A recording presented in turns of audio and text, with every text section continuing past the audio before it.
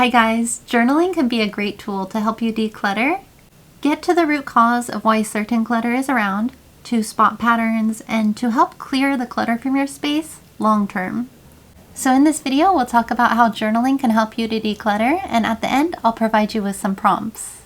So my name is Mika, and I am a writer, and I also own a small professional home organizing business.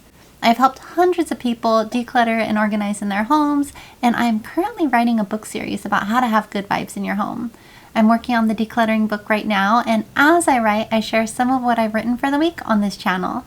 And this week I wrote about how using a journal can really help you to declutter and why and how, and so that's what I'm going to share with you today. So getting right into it. So first, why is journaling beneficial? Here are some basic benefits of journaling. Journaling is an ancient practice that I think brings us back to ourselves. Some of the greats in history journaled. Leonardo da Vinci had over 20,000 pages worth of notebooks. Marcus Aurelius, the great emperor of ancient Rome, famously used journaling as a tool. In fact, his book Meditations was actually his personal journal that was never meant to get published. So there are quite a few benefits to journaling. Studies have shown that journaling helps us to manage stress and anxiety, helps to regulate blood pressure, helps us to problem solve, get inspired, and is supposed to also help strengthen your memory and can boost your mood. Also, when you're journaling and free writing, certain thoughts might come out that aren't readily apparent to us consciously.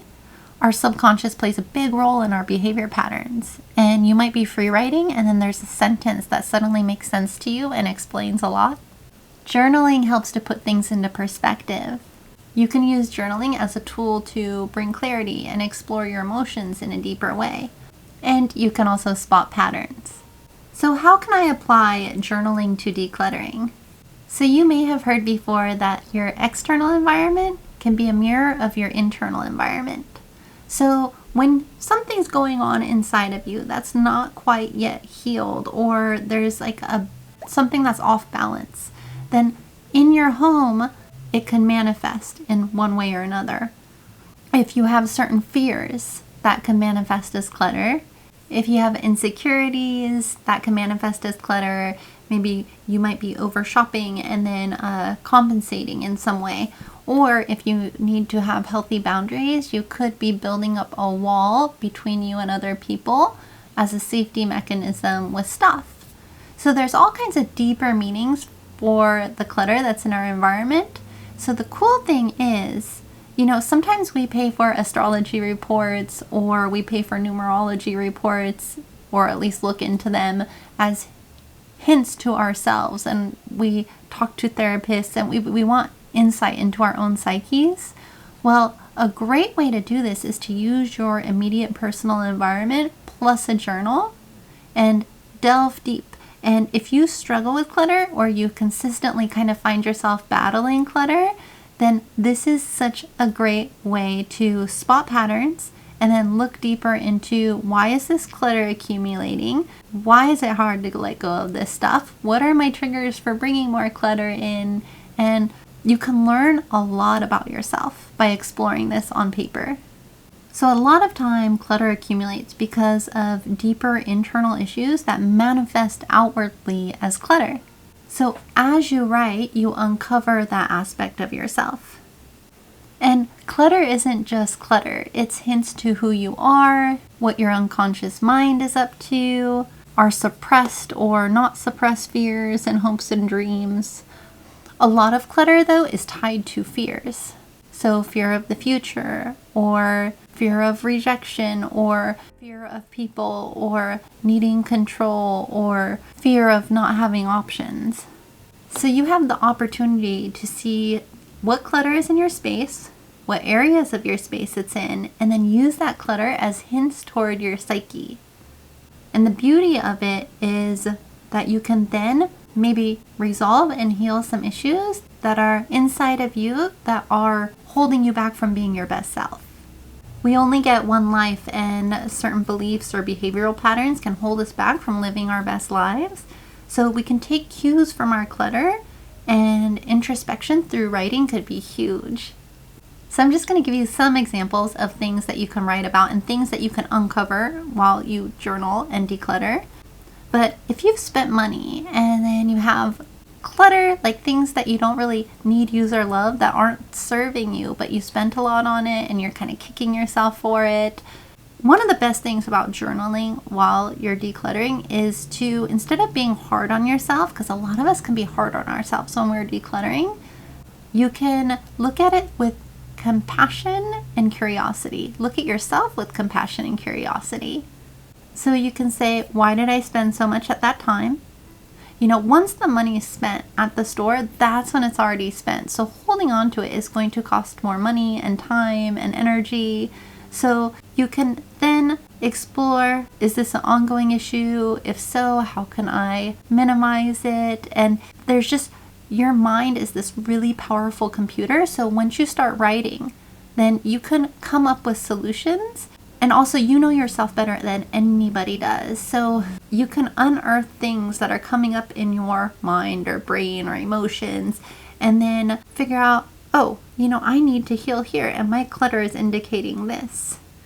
And sometimes we can look to stuff to balance out what doesn't feel right in our life. Like we don't feel that attractive, so we go buy new clothes.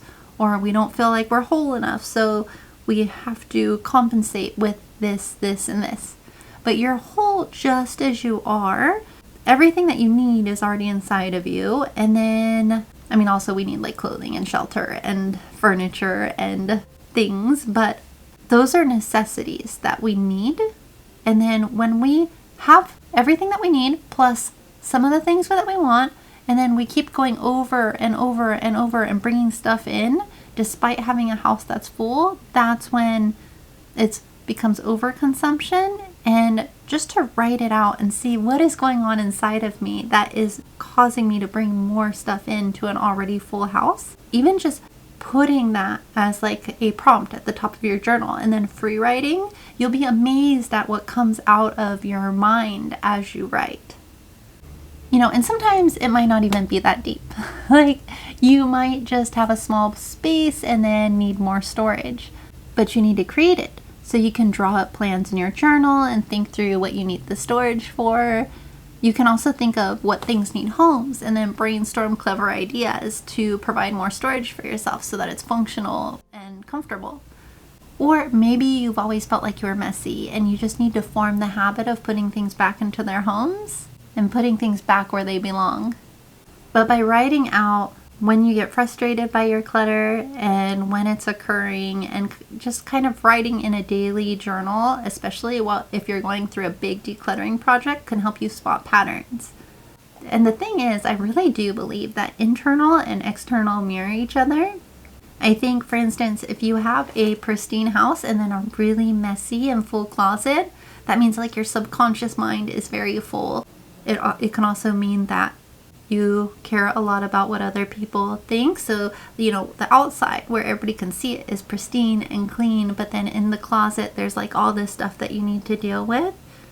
I think you can also use the Feng Shui Bagua. If you Google it, it's Bagua. And then what you do is you overlay this Bagua. It's like a grid over a room, and you can see where is clutter accumulating.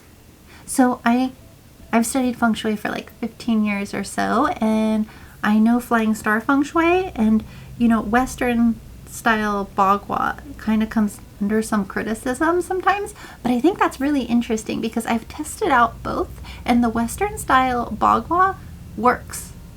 And there's one interesting story I have where there was a girl who she lived in this apartment, and when I helped her to declutter, she was saying that she has a lot of baggage with her best friend, her boyfriend, her family. It just drama, and she was really tired and worn down. And she thought, if I declutter, then maybe I could let go of some of this baggage. It'll go away. And so what we did was, we did declutter. And then I thought it was really interesting because in her relationships corner, she stored all her bags, her suitcases, her purses, her clutches, and then there's just bags and bags of stuff there, her reusable totes. And so I was telling her, and they were all stacked. And so I said, could we move all your baggage from your relationship area just to see what happens?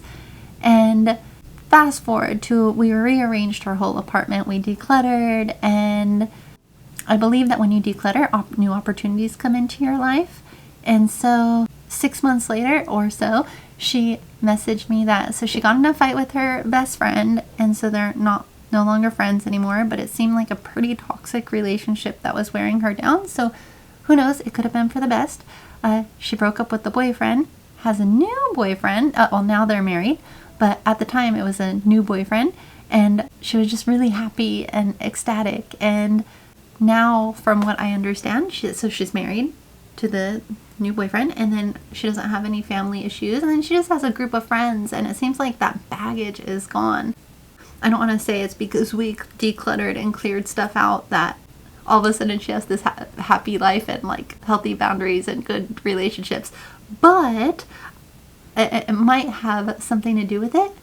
She believes that this was a propeller for it, and I kind of do too. So that's why I say you can take a bagua and then see what area of your life is your clutter accumulating.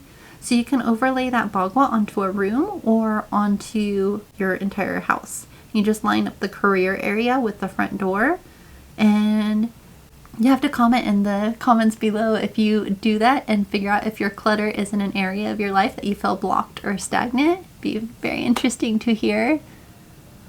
So as we're decluttering in general, if we knew why we had clutter, it would be so much easier to let go of things, because we can justify letting go of things and we know what the root cause is. But when you are journaling, I think you uncover a lot of it. And this is similar to shadow work in a sense. Shadow work is working with your unconscious mind to uncover those parts of yourself that you aren't quite consciously aware of. It's those parts that you're hiding or repressing from yourself. In general, it's internal clutter that you're trying to uncover. So that mental or emotional clutter that you might not even be aware of can manifest as outward clutter in your environment.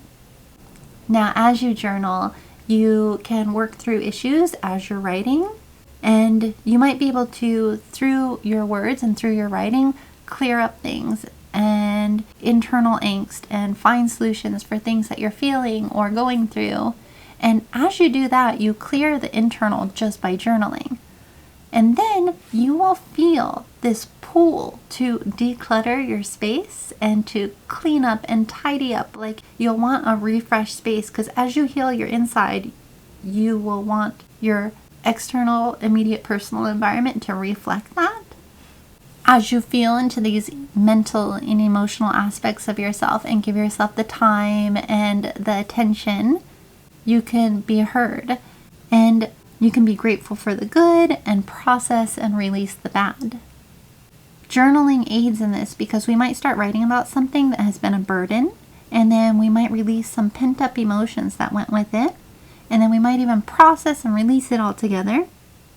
It might be an action that we have to take, like letting go of a toxic relationship, or having healthier boundaries, or being more authentic to ourselves. There's so many things that can potentially happen when you begin to write out your life and your thoughts and your daily activities and what's weighing on you and what's making you happy. It can help you to gain clarity or forgiveness or perspective on a situation and let some things go.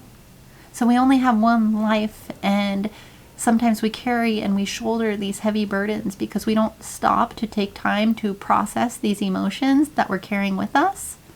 But sometimes it doesn't serve us to carry these heavy emotions, and so journaling can help you process through and let go of what you don't need. And sometimes we might be getting a lot done, but it doesn't really feel like it, because decluttering is ironic, because you can declutter, and work so hard, and you just don't see a dent. And then at some point, it doesn't even feel like you maybe even did that much that day, but this cumulative effort all of a sudden shows. And so with journaling, you can give yourself the kudos and list your wins as you declutter every day. And this will give you more confidence as you move forward. And sometimes if you feel stuck, you can look back and have the confidence and a job well done, which will usually translate into more inspiration. So as you journal, one of the biggest beauties of journaling is that you can basically kill two birds with one stone. So you're tackling and you're healing your internal clutter as you are working through your external clutter. Through journaling, you can also become more conscious of what you need and you don't need, and change your consumption process, your emotional connection towards stuff, and you might find yourself living with less clutter, less stress, and with more mental and emotional well-being. And almost everybody needs to hear this about something at some point in their life, but it's really easy to overthink about things.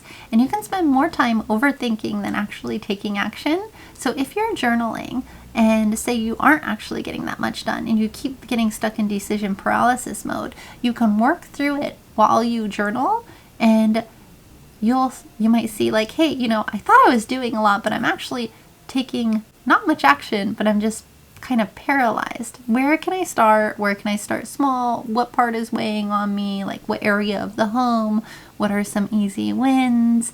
And you could document that for yourself, and then you can see what action you're taking and not taking. Because sometimes when we are overthinking and then we exhaust ourselves from just like thinking about the clutter but not really doing much about it, sometimes the thinking could be more difficult than the actual doing.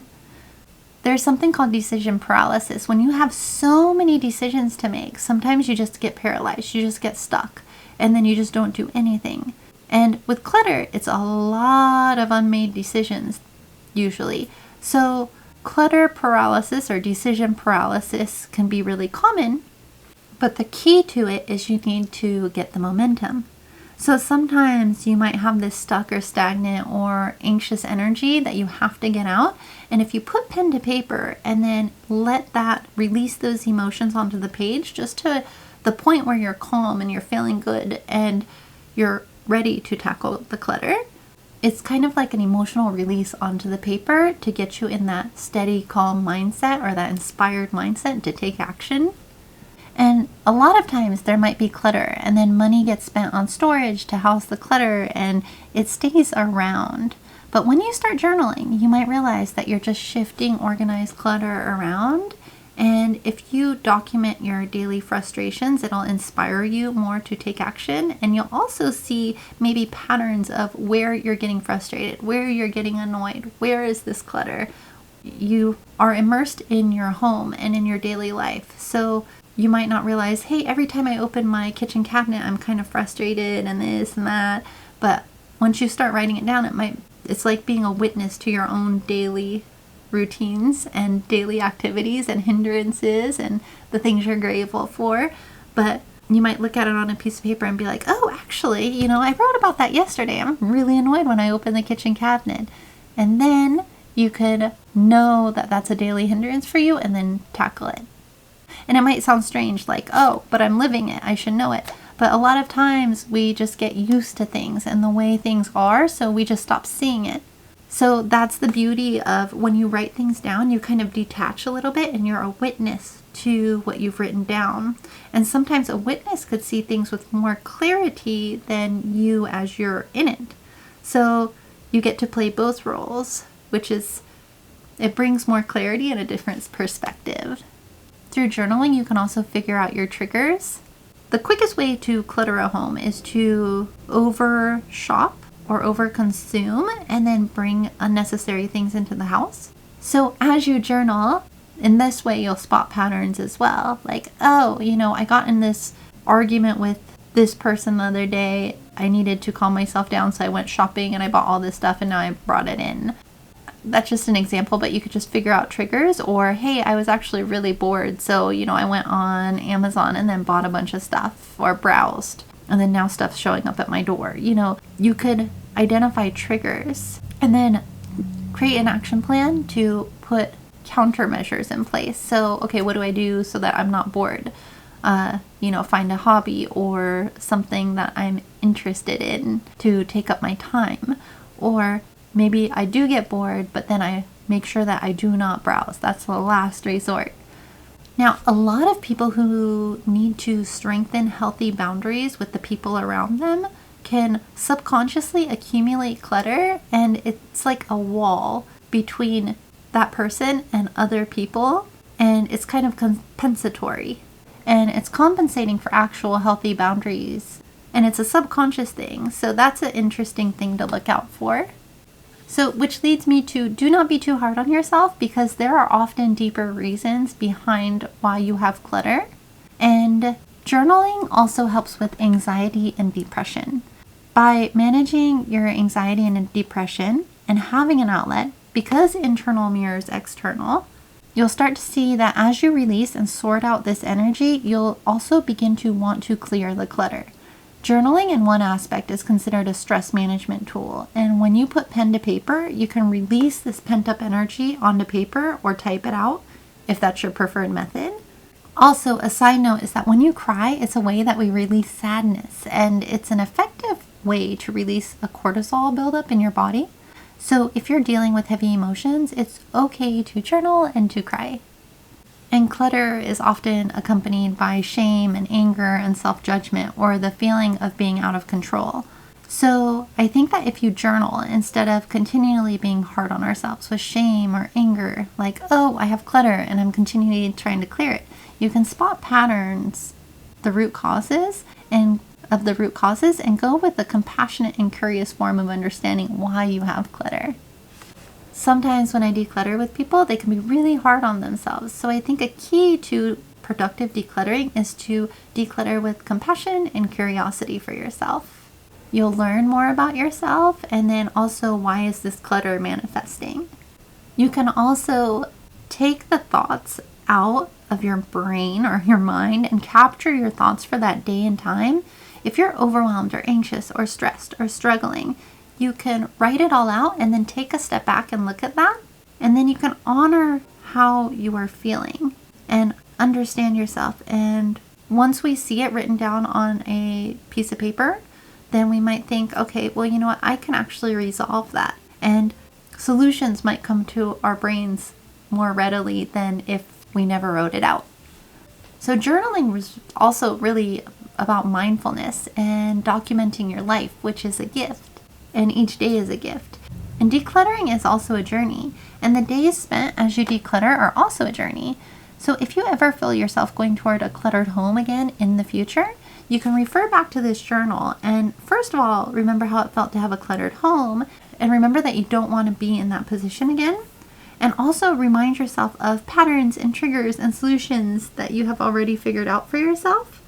Sometimes we can digress and revert back to old patterns, and then we can gently nudge ourselves and get back on track. You can also express gratitude for what you do have, and it's like a mindset shift, or even training your brain to have a mindset shift. Instead of craving more and more and more, switch to appreciating what you already have, which, if you are dealing with clutter, you oftentimes have more than enough. It's simple, and you can solve a lot of problems through something as simple as journaling. You're taking pen and paper as your tools, and then using the most powerful, complex computer, something more powerful and complex than any computer, which is our brains. Our brains are so powerful. And also digging into our gut instincts and expressing them and writing them out. Sometimes it's amazing to talk through your problems with someone else. But with journaling, you have complete privacy to explore your gut without somebody else's input. And the world is so full of noise that sometimes it's really good to tune into ourselves and explore our own thoughts. When you seek someone else's advice, you get their values and projections, which can be great. But journaling is a private tool that can help us get in touch with ourselves and is a great tool for building critical thinking. Instead of gathering advice from outside sources, it forces us to dig deep within ourselves, and we look to ourselves for advice without having to have the input of other people. And the thing is, while you're exploring privately, the paper is not going to judge you. Like, nobody will judge you because it's private. And you can explore yourself and your thoughts and your gut instincts and things that maybe you didn't even know that you were thinking, with compassion and curiosity. So here are some prompts So I'm going to give you 5 prompts. What you want to do is take a blank piece of paper, write your prompt at the top, so it's like the only question, and then focus on that and then write about it. So the first one is, am I struggling with decision paralysis in regards to clutter? Am I tiring myself out by just thinking about clutter, and how can I take action? The second prompt is, how does the clutter around me cause stress or anxiety? Why? Now, the third one is, do I want to be struggling with clutter a year from now? What can I do now for my future self? Who is this deeper person inside of me who is asking for help, to be seen, to be healed? And for shoppers, if overbuying is a problem, why do I keep shopping even though my home is full? What can I do to buy less? And what's the worst thing that could happen if I buy less for the next 6 months? And I'm just going to give you a bonus prompt as well. There's this quote by Seneca, and it says, if a man knows not to which port he sails, no wind is favorable. So taking that quote into consideration, you can use your journal to identify your end goals, and daydreaming on occasion is important, and visualizing is important, as is having goals. So a great prompt is, how do you want your home to look and feel? Describe it in depth, as well as the activities that you'd like to have take place in your home and how your days would go. And you can think positive manifestation. You might be surprised at what comes true. I hope that your time spent journaling unearths some new discoveries about yourself, but moreover, I hope that you enjoy the process. I hope that this video has been helpful and informative. If you enjoyed it, could you please hit the like button, as it helps more people to find my channel, and I'd really appreciate it. If you'd like to see more videos like this, please subscribe, and thank you so much for watching. See you in the next video.